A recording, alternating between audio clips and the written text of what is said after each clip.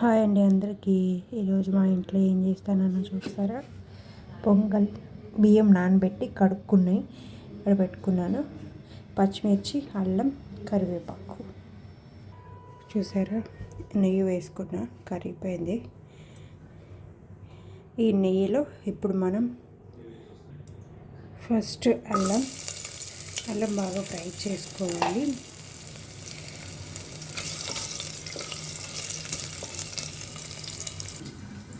ఒక కప్పు బియ్యం తీసుకుంటే ఒక కప్పు పప్పు తీసుకున్నాను.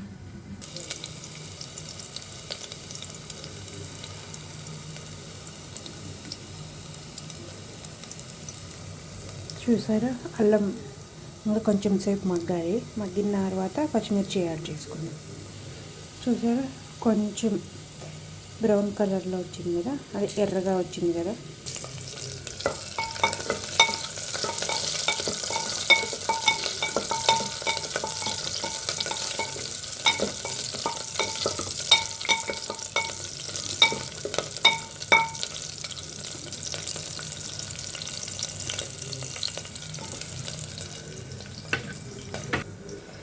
పొంగల్లోకి చట్నీ కోసం చట్నీ తయారు చేసుకున్నాము. చూడండి, పచ్చిమిర్చి కూడా కొంచెం ఫ్రై అయినట్టు కనిపిస్తుంది కదా, కావాలంటే చూపిస్తా. చూసారా?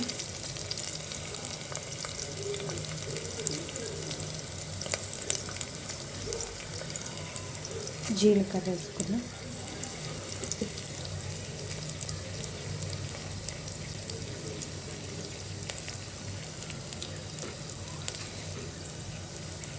ఆ తర్వాత కొంచెం కరివేపాకు,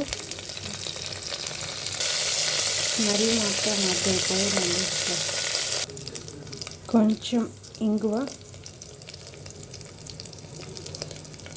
సరిపడినంత వేసుకోండి. కొంచెం ఇంగువ బాగానే తింటాం.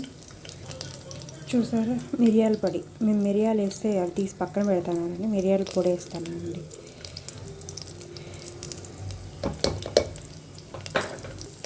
ఇప్పటి నుంచి అన్నీ లో ఫ్లేమ్లోనే వేసుకోవాలి, ఎందుకంటే మనం మిరియాల పొడి వేసాం కదా, మాడిపోతుంది.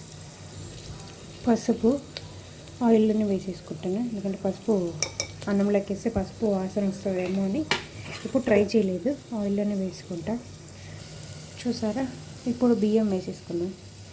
చెప్పాను కదండి, ఒక కప్పు బియ్యానికి ఒక కప్పు పప్పు. అంతకుమించి బియ్యం ఎక్కువ తీసుకున్నా బాగోలేదు, అంతకుమించి పప్పు తీసుకున్నా కూడా బాగుండదు నాకైతే.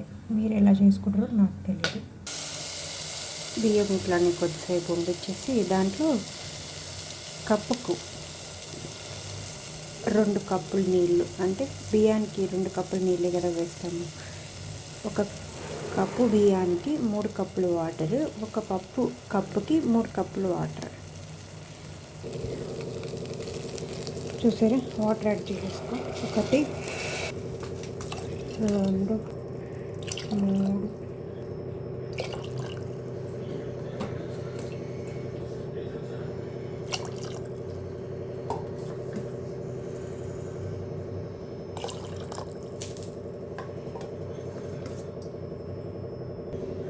సరిపడినంత సాల్ట్.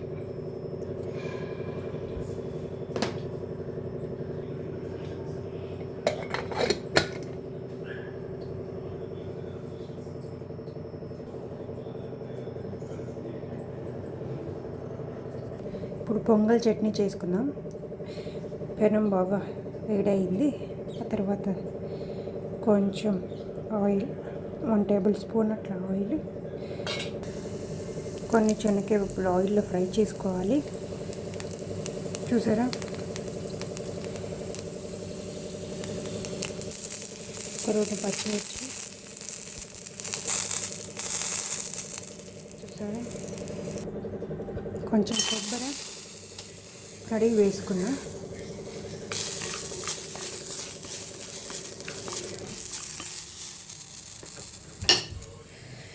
కొంచెం అంటే కొంచెమే చింతపండు. చూసారా? కొంచెం జీలకర్ర. పెనం ఆఫ్ చేసుకొని ఆ తర్వాత వేస్తే జీలకర్ర మాడిపోకుండా ఉంటుంది.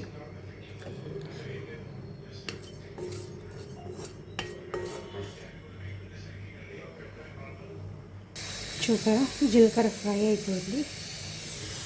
కుక్కర్ విజిల్ వస్తూ ఉంది. అంతే అండి, అన్నీ చల్లారి పెట్టుకొని మిక్సీకి వేసుకోవడమే. చట్నీ మాత్రం పొంగల్లోకి సూపర్గా ఉంటుంది. ఒకసారి ట్రై చేయండి మీరు కూడా.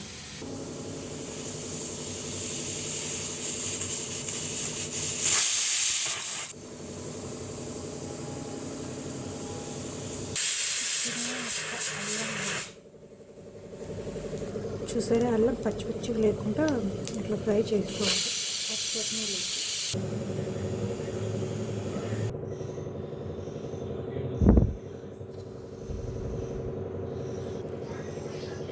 చూసారా. ఇప్పుడు మనం మళ్ళీ స్టవ్ పైన పెట్టుకోవాలి. చూసారా, మీకు కావాలంటే తిరగబాతు పెట్టుకోవచ్చు, పెట్టుకోకుండా కూడా చాలా బాగుంటుంది. చట్నీ పొంగల్ రెడీ.